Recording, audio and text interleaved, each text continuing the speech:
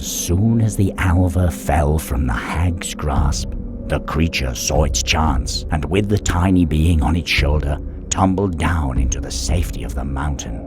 As their eyes slowly became accustomed to the darkness, a massive cave opened up before them. The creature beheld it in silence for a while, before remembering its new acquaintance. "Are you all right?" it asked. The Alva gave the creature a faint smile, removing a couple of pebbles from her fragile hands. "At least she won't be able to get us down here. Why do you think she was so interested in you?" The Alva tilted her head, apparently as puzzled as the small creature. "Well, no matter now. I guess we need to explore these caves for another exit," the creature said.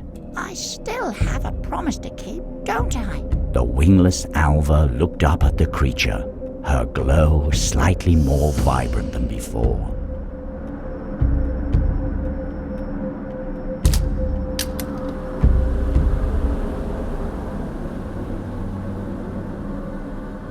The small creature picked up the twig, thinking it might be of some use.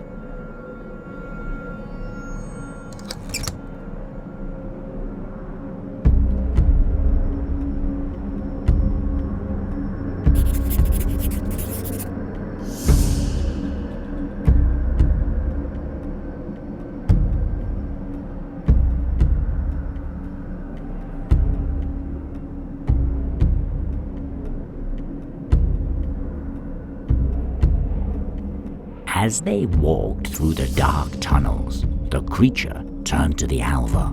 "I'm sorry you were taken from your home at the lake. I don't know if I could find my way back there," it said with an apologetic look, but the Alva didn't seem saddened. In fact, she appeared to glow brighter than before, if only by a little.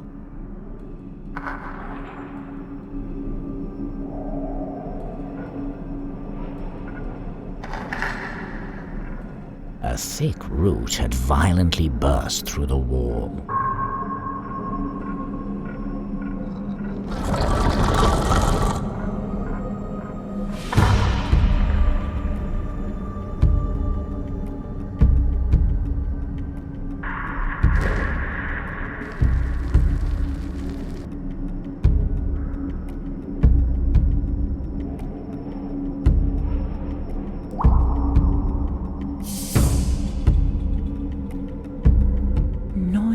Noise, always hammering, striking the walls, loud, foul beings. Strike, strike, strike. It is not theirs to take. The gruff Roo mumbled to herself, seemingly not noticing the small creature next to her. Unforgivable. Strike, strike, strike. The rock falls. A spell. Hide it. Yes. They won't leave. Why? They can't see where to strike. This won't do. My love. For a brief moment, the gruff Roo's voice became soft. Soon he will arrive. No, for him to see me like this, my appearance unsightly, their fault. Strike, strike, strike. Then silence. Pristine.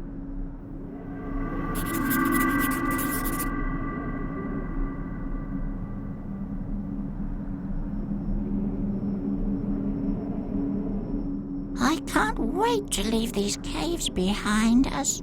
They're a bit creepy, aren't they? Do you know of a place on the outside that could help you get your wings to grow? The creature asked. The Alva shrugged her shoulders, looking back at it with big eyes. Oh, well, I'm sure we'll find someone that can tell us what to do. The creature responded in an unsteady voice.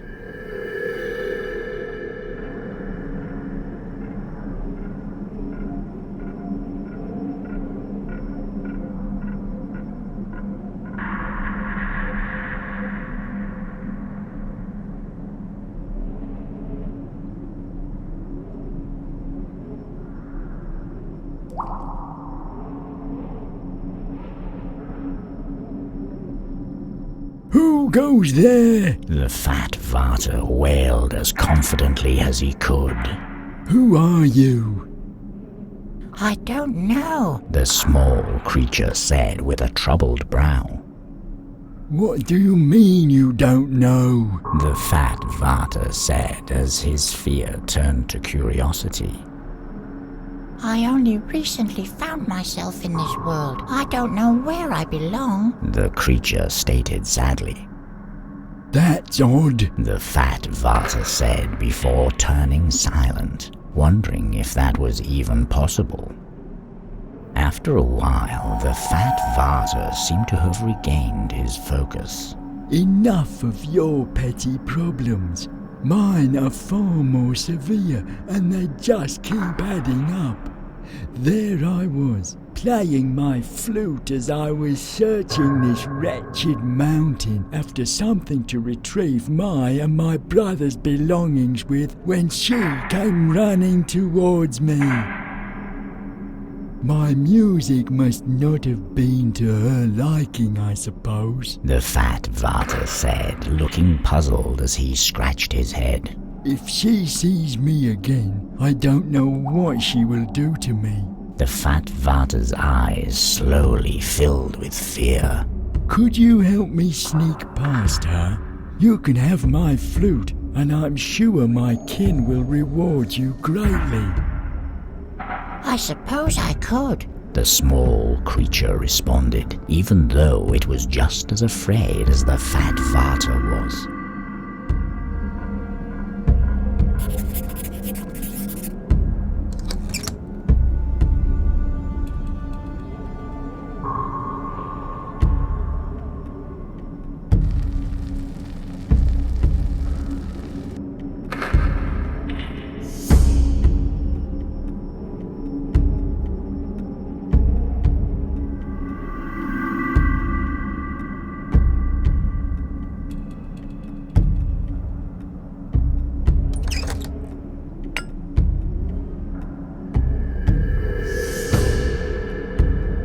Brothers, The fat Vata said happily.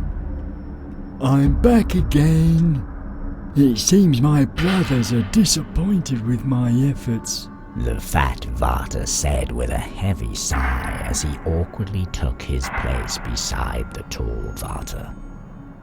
If they are not willing to talk, I guess I will have to find you a reward myself. The fat Vata muttered as he rummaged around on the floor. It's not much, but here you go. I'm truly grateful for your help.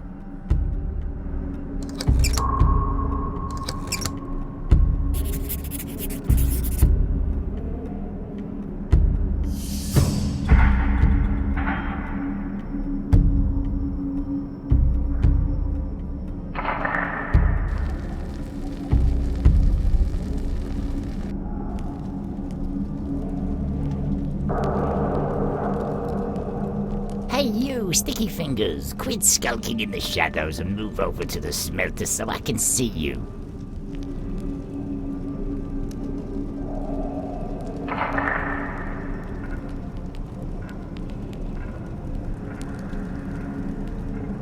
Oh, I see. A couple of new Sticky Fingers made their way into my mountain. From atop a chest next to the smelter, a crouching Svartalv was glaring at the small creature and its newfound friend. I shall make it simple enough for your tiny minds.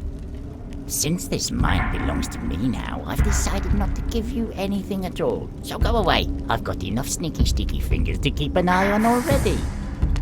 The small creature looked at its friend before trying to talk to the Svartalv. I apologize for carelessly wandering into your home, but we would never take something that someone else values so highly.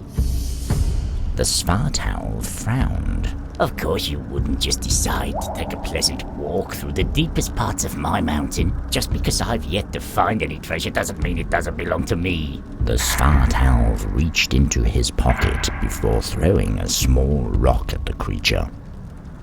There, worthless piece of rock that you can have. There are plenty of those for you in these walls, Sticky Fingers.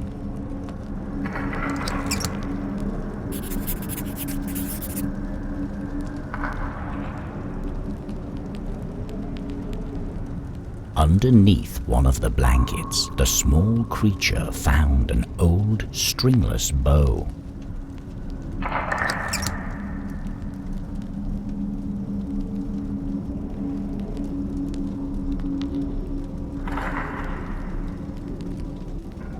The creature decided to bring the wooden stick with it.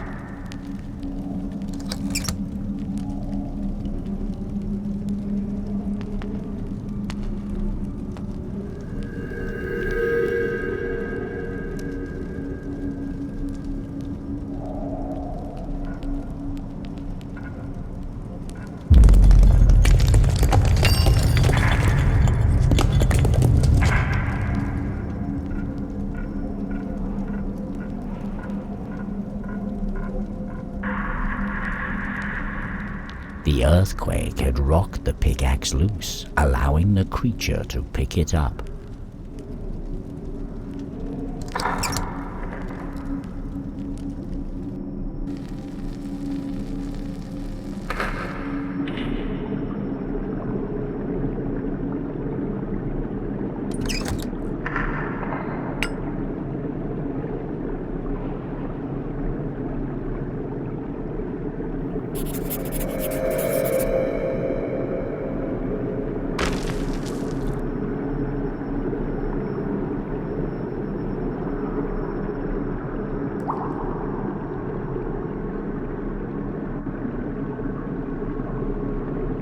Hello? The small creature said nervously. The hedgehog took no notice of the greeting, but the creature could hear a faint growl coming from its stomach. I guess it's hungry.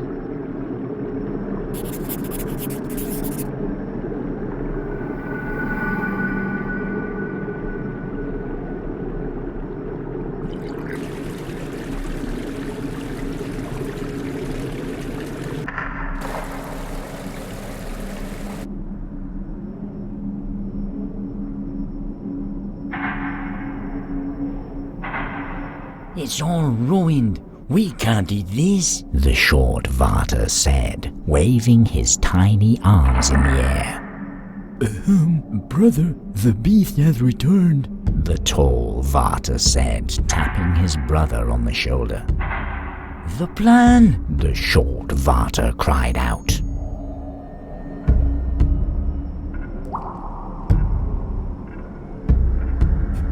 The small creature reached down into the box and found an old mushy apple.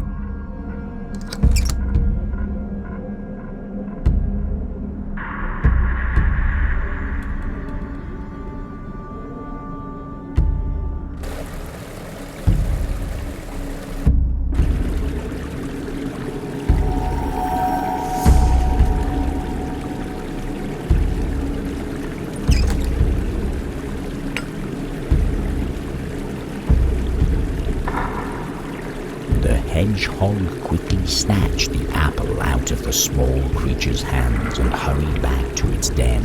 In its retreat, it had brushed off a couple of its spines on the ground. I suppose I could take these with me. The small creature said, saddened that the hedgehog didn't seem to want to become its friend.